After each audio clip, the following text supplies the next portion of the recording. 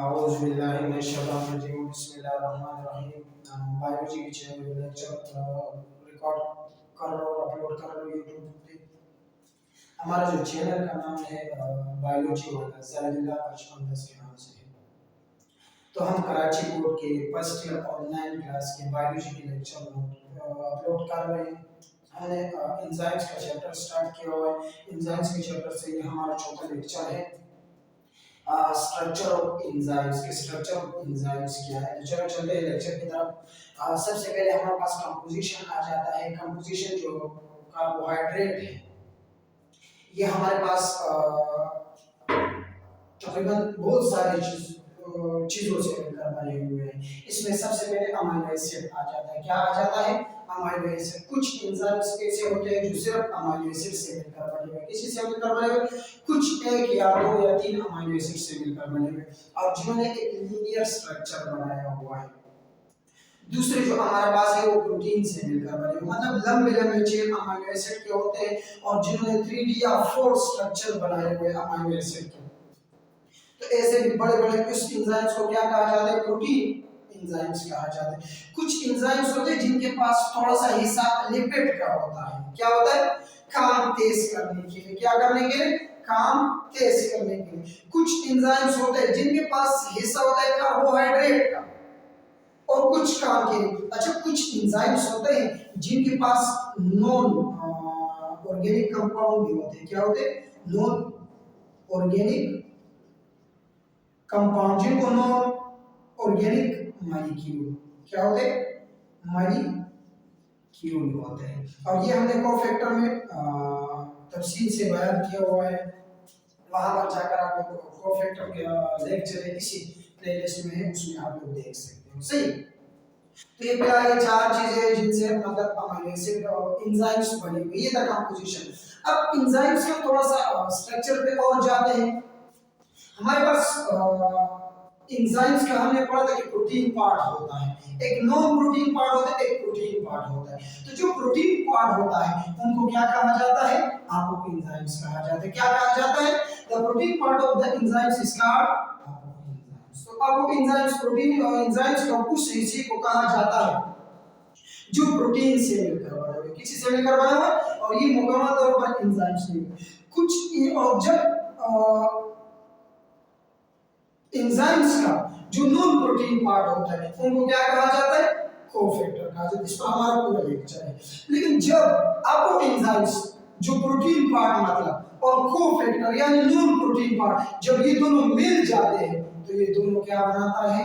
होलो enzymes बनाता है। तो protein part of enzymes and cofactor are combined, इसका होलो एंजाइम्स और कंप्लीट एंजाइम्स।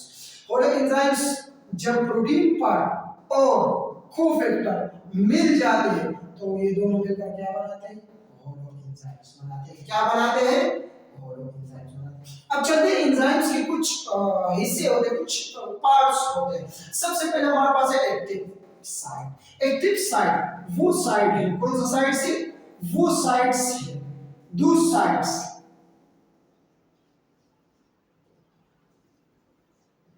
दो sites of enzymes where substrate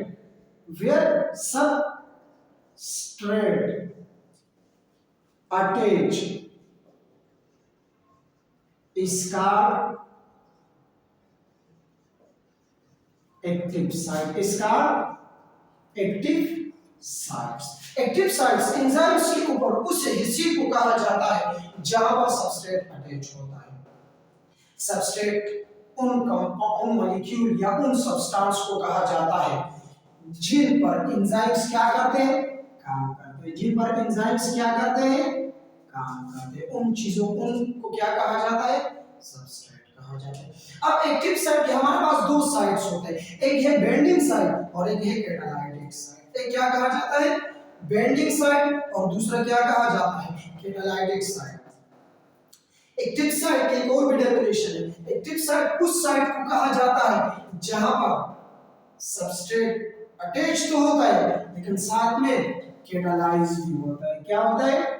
यहाँ पर एक लफ्ज और मैं लिख रहा हूँ, कैटालाइज भी होता है। वहां पर सबसेट अटैच भी होता है और कैटालाइज भी होता है। इसी अटैचमेंट और कैटालाइज की बुनियाद पर एक्टिव साइट के दो साइड्स हैं। एक साइड्स का नाम है बेंडिंग साइट और दूसरा साइड्स का नाम क्या है, catalytic site. Bending site, the sides of active sites where substrate only attach is called bending site।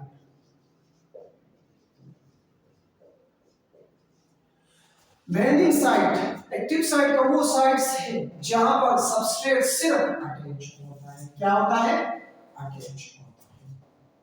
Catalytic site, दूसरी साइड से वो साइट्स है of active site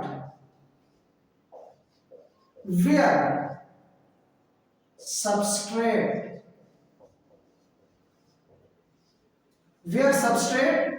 catalyze or break down is called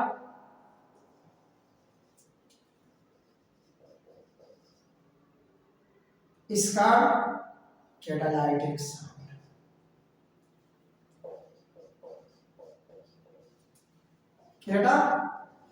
catalytic site, catalytic site active site का वो sites है जहां पर substrate catalyse होते हैं, ब्रेक डाउन होती है। अच्छा, ये हमारे पास एक छोटा सा स्ट्रक्चर है एंजाइम्स का।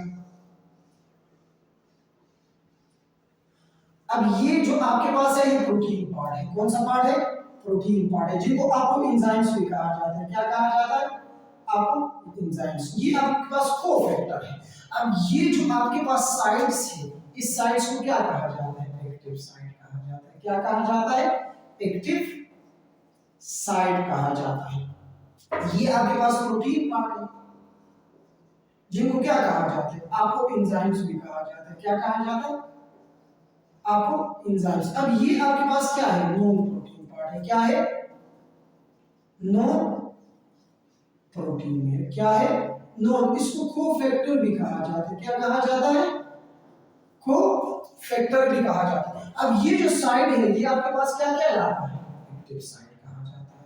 क्या कहा जाता है, क्या कहलाता है, एक्टिव साइट कहलाता है। इस एक्टिव साइट के अलावा ये जो और साइट्स हैं इनको क्या कहा जाता है, एलोस्टोरिक साइट कहा जाता है। क्या कहा जाता है, एलोस्टोरिक साइट्स कहा जाता है।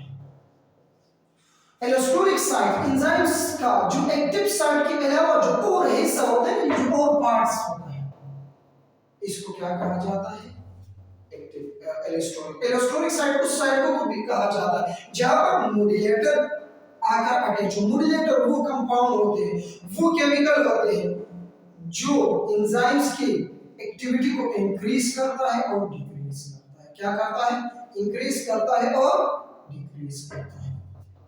तो ये तो लेक्चर हमारा स्ट्रक्चर ऑफ एंजाइम्स के बारे में। एक दफा फिर दोबारा एक समरी देख लेना।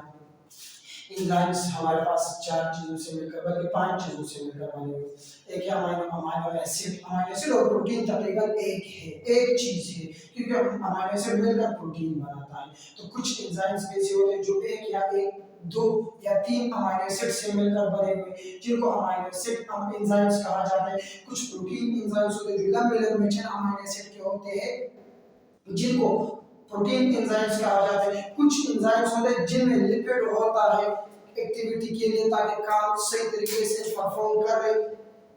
कुछ एंजाइम्स होते हैं जिनके पास कार्बोहाइड्रेट होता है। कुछ एंजाइम्स ऐसे होते हैं जिनके पास इनऑर्गेनिक मॉलिक्यूल भी होते हैं। हमारे पास एंजाइम्स के आपको एंजाइम्स होते हैं। आपको एंजाइम्स के उस हिस्से को कहा जाता है जो प्रोटीन से मिलकर बना है। किसी से मिलकर बना हो, हम बोलते हैं कि प्रोटीन से मिलकर बना हुआ है, प्रोटीन से ज्यादा एंजाइम प्रोटीन से। तो जो प्रोटीन से बना हुआ हिस्सा होता है उनको क्या कहा जाता है, आपको एंजाइम जो प्रोटीन से मिलकर नहीं बना है उनको कोफैक्टर कहा जाता है। क्या कहा जाता है? अब ओको एंजाइम्स मतलब प्रोटीन पार्ट और नॉन प्रोटीन पार्ट यानी कोफैक्टर जब दोनों मिल जाए तो वो होलो एंजाइम्स कहलाता है। क्या कहलाता है? Holo enzyme. एंजाइम्स के ऊपर एक साइट्स होता है जिनको एक्टिव साइट कहा जाता है। क्या कहा जाता है? Active site. एक्टिव साइट वो साइट है जहां पर सबस्ट्रेट अटैच होता है, जहां पर सबस्ट्रेट अटैच होते हैं और कैटालाइज होते हैं। सबस्ट्रेट अटैच का मतलब है जुड़ जाना मतलब, और कैटालाइज का मतलब है ब्रेकडाउन, तोड़ना, उनका प्रोडक्ट में कन्वर्ट करना।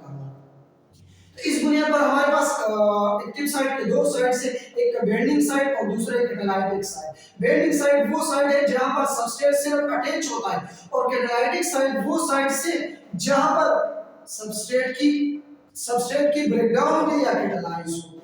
एक और साइड है, ये तो आपके पास एक्टिव साइड है, लेकिन ये जो बाकी साइड है इसको क्या कहा जाता है? इसको एलेस्टोरिक साइड कहा जाता है। और ये मॉड्यूलेटर यहाँ पर क्या होता है?